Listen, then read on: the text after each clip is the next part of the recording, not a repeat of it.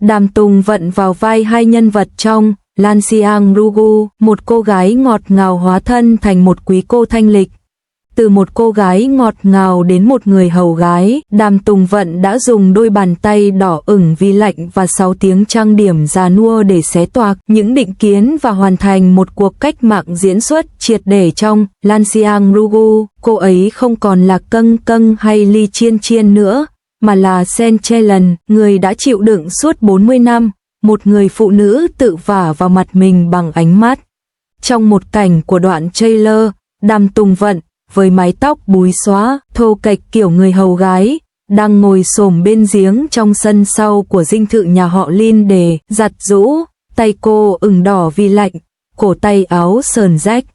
Cô liếc nhìn Lưu Suy đang chậm rãi bước qua hành lang, và sự tàn nhẫn bị kìm nén bấy lâu trong khóe mắt hoàn toàn khác với những nhân vật ngọt ngào mà cô đã đóng trong 10 năm qua. Khi cảnh này được chiếu, một người trong phần trò chuyện trực tiếp lập tức gõ 4 từ, đây có phải là Đàm Tùng Vận không? Từ Câng Câng và Ly Chiên Chiên đến Doan Jingxia, gương mặt trẻ thơ của cô gần như đồng nghĩa với hình tượng cô gái ngọt ngào. Nhưng lần này, rõ ràng cô không có ý định dựa vào những thành tích trong quá khứ. Lần này, cô ấy rất nghiêm túc.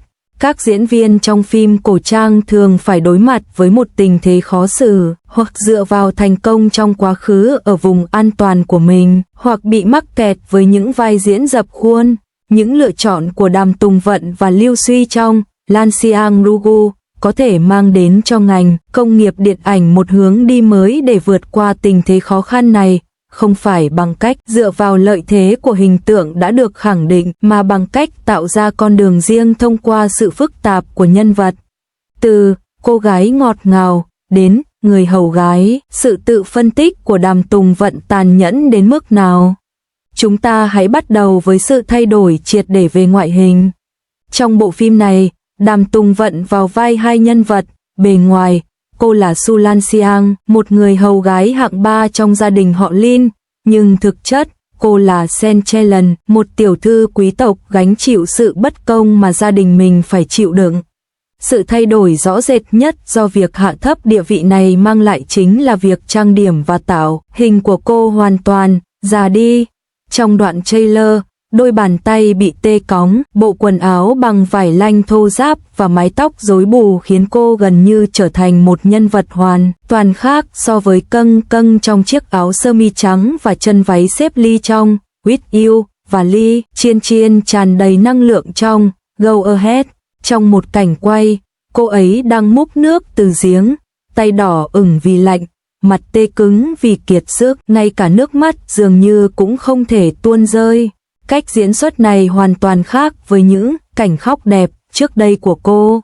Thử thách lớn hơn nữa là cô phải thể hiện nhân vật từ 16 đến 80 tuổi, sử dụng kỹ thuật trang điểm hiệu ứng đặc biệt để tạo vẻ ngoài già nua. Mỗi buổi diễn kéo dài khoảng 6 tiếng đồng hồ. Các thành viên đoàn làm phim tiết lộ rằng khi Đàm Tùng Vận xuất hiện với lớp trang điểm già nua, nhiều người trên trường quay đã rơi nước mắt, vẻ ngoài quá chân thực, dáng người còng lưng kết hợp với đôi mắt hơi hằn dấu vết thời gian nhưng vẫn đầy sức sống, một sự tương phản rõ rệt với vẻ ngoài trẻ trung trước đây của cô. Sự biến đổi ngoại hình này không chỉ thử thách kỹ năng của nhà tạo mẫu mà còn cả sự thuyết phục của nữ diễn viên. Cô phải thuyết phục khán giả rằng người phụ nữ ngồi xổm bên thùng nhuộm, giặt quần áo với đôi tay đỏ ửng vì lạnh, thực sự là cháu gái cả của một vị quan chức cấp cao từng được nuông chiều, chứ không phải tạo ấn tượng rằng Đàm Tùng Vận lại đóng vai người hầu gái. Hãy cùng bàn về những đột phá đa chiều trong kỹ năng diễn xuất. Điều đáng ngạc nhiên nhất ở Đàm Tùng Vận lần này là sự tiết chế trong việc thể hiện cảm xúc của cô. Trước đây, khi vào vai Ly Chiên Chiên, cô dựa vào năng lượng và sự hoạt bát của mình, thể hiện rõ niềm vui và nỗi buồn của nhân vật trên khuôn mặt. Nhưng nhân vật Sen Chelan lại dành phần lớn thời gian để chịu đựng cô sống trong phủ của kẻ thù với tư cách là con gái của người đã cứu mình, không thể hiện sự yếu đuối, không thể phô trương, và không thể để ai nhìn thấu mình. Sự thể hiện cảm xúc của cô phải được thu hẹp lại ở mức độ rất nhỏ, dựa vào ánh mắt và những biểu cảm nhỏ nhất để truyền tải thông tin. Trong một cảnh phim, cô ta tát mạnh vào mặt Lin Jinky, nghiến răng và thốt lên 8 chữ, dựa vào quyền lực và sức mạnh để chiếm đoạt. Đối với một người phụ nữ có thân phận chỉ là người hầu, việc dám phản kháng như vậy không chỉ là đánh một người đàn ông, mà còn là công khai thách thức trật tự phong kiến. Sức mạnh bùng nổ này được xây dựng dựa trên sự kiềm chế mà cô ta đã thể hiện trong hàng chục tập phim trước đó. Nếu không có sự tích tụ cảm xúc trước đó, cú tát này sẽ không thuyết phục. Đàm Tùng Vận cũng thể hiện sự khác biệt rõ rệt trong ngôn ngữ cơ thể. Khi vào vai người hầu gái, cô đi khom lưng, đầu gối hơi khuỵu xuống, cử chỉ thô kệch, lưng hơi cong, nhưng khi hóa thân vào nhân vật Centellan, cô lấy lại phong thái của một tiểu thư quý phái, lưng thẳng và ánh mắt điềm tĩnh. Khả năng chuyển đổi giữa hai ngôn ngữ cơ thể khác nhau trong cùng một bộ phim đòi hỏi sự kiểm soát rất cao từ nữ diễn viên, đảm nhận hai vai diễn ở nhiều độ tuổi khác nhau, vượt qua giới hạn của kỹ năng diễn xuất. Hai nhân vật, Centellan và Sulan Siang, dường như là cùng một người, nhưng tính cách, động cơ và phong cách hành xử của họ hoàn toàn khác nhau. Centellan lớn lên trong nhung lụa, học thức cao, sở hữu tính bướng bỉnh cố hữu, không chịu chấp nhận số phận, trong khi Sulan Siang là một người hầu gái đã khuất trong gia tộc họ Lin. Sau khi Centellan thấy chỗ cô phải học cách quan sát và khiêm nhường. Nhiệm vụ của Đàm Tùng Vận không phải là tạo sự khác biệt giữa họ thông qua tạo hình, mà là để khán giả nhận ra cô ấy là ai vào thời điểm đó qua ánh mắt, giọng nói và dáng đi. Chiến lược diễn xuất đóng hai vai này gợi nhớ đến sự phân biệt giữa Quan Hồng Phong và Quan Hồng Vũ của Benjamin trong phim Ngày và Đêm. Tuy nhiên, thách thức của Đàm Tùng Vận nằm ở chỗ cô không đóng hai người độc lập mà là cùng một trạng thái tồn tại dưới những thân phận khác nhau. Centellan đóng vai Su Lan Siang và cô phải để khán giả nhận ra dấu vết của diễn xuất nhưng không được để những dấu vết đó quá lộ liễu. Thách thức trong việc thể hiện các độ tuổi khác nhau cũng không kém phần quan trọng. Từ tinh thần hồn nhiên, hoạt bát của một cô gái 16 tuổi, đến bản chất kín đáo và nhẫn nại của tuổi trung niên, và cuối cùng là sự hiện diện đầy kinh nghiệm và phẩm giá của một người phụ nữ 80 tuổi. Logic diễn xuất khác nhau ở mỗi giai đoạn. Khi còn trẻ, đôi mắt của Centellan vẫn sáng ngời, bước đi nhanh nhẹn và lời nói dứt khoát, rõ ràng. Ở tuổi trung niên, sau khi trải qua sự tan vỡ của gia đình, sự sụp đổ của bản sắc và sống dưới bóng kẻ thù, ánh sáng trong mắt bà đã phai nhạt, thay vào đó là sự cảnh giác và tính toán. Ở tuổi già, cử động của bà chậm chạp, giọng nói khàn đặc nhưng đôi mắt vẫn chứa đựng sự thấu hiểu sâu sắc về thế giới. Đội ngũ sản xuất tiết lộ rằng việc trang điểm cho những cảnh quay lúc già của Đàm Tùng Vận mất đến 6 tiếng mỗi lần, đòi hỏi cô phải duy trì sự nhất quán về cảm xúc trong suốt thời gian dài. Khi trang điểm, áp lực cả về thể chất lẫn tinh thần này là một thử thách rất lớn đối với ý chí của một diễn viên. Một thành viên trong đoàn làm phim cho biết sau khi quay xong những cảnh lúc già, cô cảm thấy hoàn toàn kiệt sức nhưng vẫn có mặt ở trường quay vào ngày hôm sau, đắm mình vào cảm xúc của nhân vật một lần nữa. Nhân vật phức tạp của Lưu Suy, một sự nâng cấp về mặt kể chuyện từ kẻ đê tiện thành kiểu người có lỗi nhưng nhẫn nại. Nếu sự lột xác của Đàm Tùng Vận nằm ở việc phá bỏ hình tượng cô gái ngọt ngào, thì thử thách của Lưu Suy lại nằm ở làm thế nào để biến một nhân vật không được yêu thích trở nên đa chiều hơn.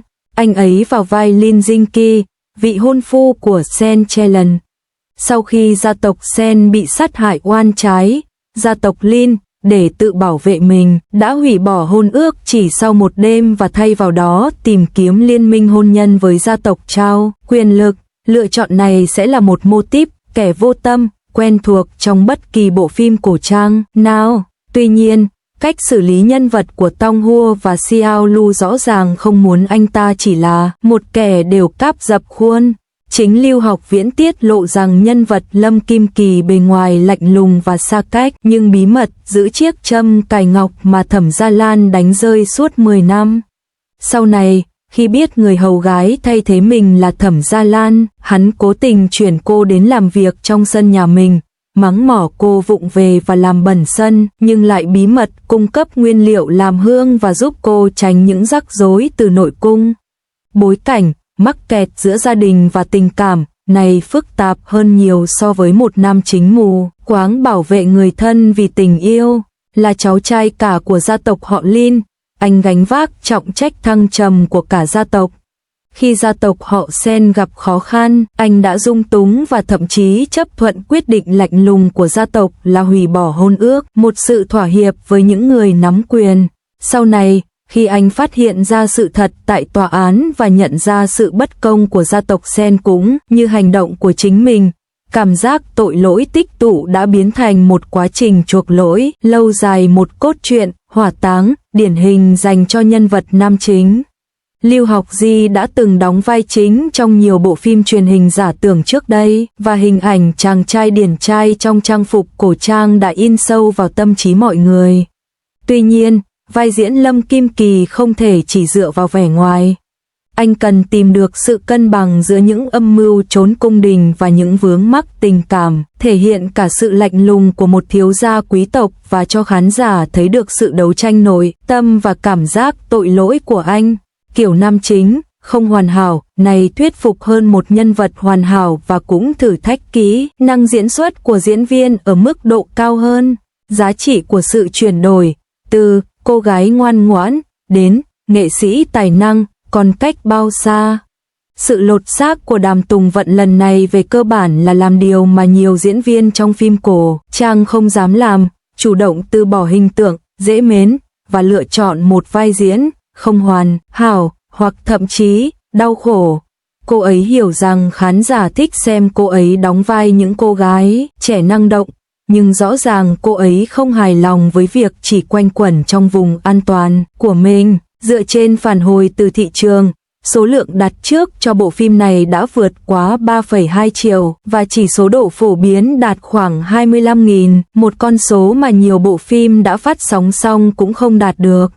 Điều này cho thấy khán giả có kỳ vọng cực kỳ cao đối với sự đảo ngược hình tượng cô gái ngọt ngào, và cũng cho thấy thị trường đang trở nên khoan dung hơn với sự thay đổi hình tượng của các diễn viên. Tuy nhiên, sự thành công của quá trình chuyển mình này cuối cùng phụ thuộc vào chất lượng của sản phẩm cuối cùng.